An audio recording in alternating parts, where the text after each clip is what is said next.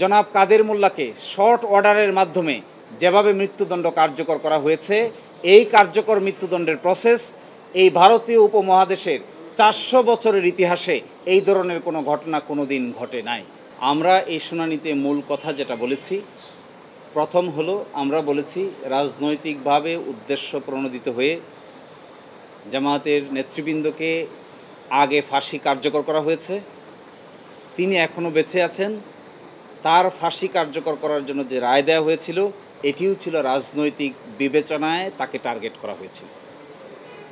কারণ হলো যে একটি ঘটনায় তাকে ফাঁসি দেওয়া হয়েছে, সেই ঘটনায় সাক্ষীরা এসে আদালতে বলছেন যে তারা 3 কিলোমিটার এবং 3.5 কিলোমিটার দূরে থেকে তারা দেখেছেন যে আজহার সাহেব নাকি ঘটনার সঙ্গে জড়িত, এবং এটাও বলেছেন যে আয়োরকে নিয়ে যে স্টেটমেন্ট আমরা বলেছি, আয়োর কাছে যাওয়া যে স্টেটমেন্ট, এই স্টেটমেন্টটা আদালতে যারা এসেছেন তারা না আসা সত্ত্বেও আমাদেরকে কোনো কন্ট্রাডিকশন নিতে দেন নাই, এবং কাস্টমার ইন্টারন্যাশনাল ল অর্থাৎ আন্তর্জাতিক আইনের প্রযোজ্যতা হবে না এই মর্মে আপিল বিভাগ আগে রায় দিয়েছেন জনাব কাদের মোল্লার মামলায়। আমরা আজকে এটাও বলেছি যে আন্তর্জাতিক আইনের প্রযোজ্যতা ছাড়া ইন্টারন্যাশনাল ক্রাইমস ট্রাইব্যুনাল আইনের অধীন কিংবা এই ট্রাইব্যুনালে বিচার করা সম্ভব নয়। আমি আশা করব আমাদের আপিল বিভাগ পূর্ণাঙ্গ বেঞ্চ আন্তর্জাতিক আইনের প্রযোজ্যতা এখানে অবশ্যই পজিটিভ অর্থে ডিসাইড করবেন।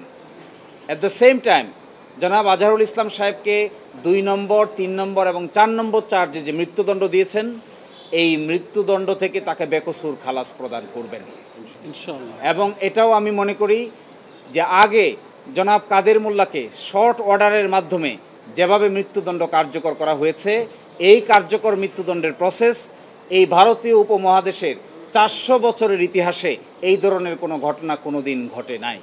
তারপরেও একজন ব্যক্তির রিভিউ মামলা নিষ্পত্তি হয়ে যাওয়ার পর একটি সংক্ষিপ্ত আদেশের মাধ্যমে তার মৃত্যুদণ্ড 2013 সালের 12 ডিসেম্বর কার্যকর করা হয়।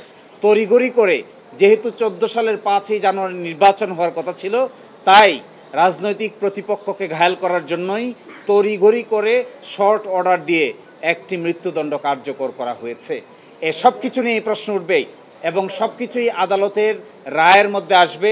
অতীতে যাদের ব্যাপারে এই ধরনের অবিচার করা হয়েছে, মৃত্যুদণ্ড কার্যকর করা হয়েছে, কি পদ্ধতিতে কার্যকর করা হয়েছে, কি ফাইন্ডিং দিয়ে কার্যকর করা হয়েছে, সব কিছুর ব্যাপারেই আমরা আজকে সাবমিশন রেখেছি। আমরা আশা করব আমাদের এই উচ্চ আদালতের পূর্ণাঙ্গ বেঞ্চ তাদের রায়ে এই সব কিছুর একটা রিফ্লেকশন থাকবে এবং বাংলাদেশে অতীতের করা এই বিচার ব্যবস্থার একটি সম্মানজনক সমাধান হবে।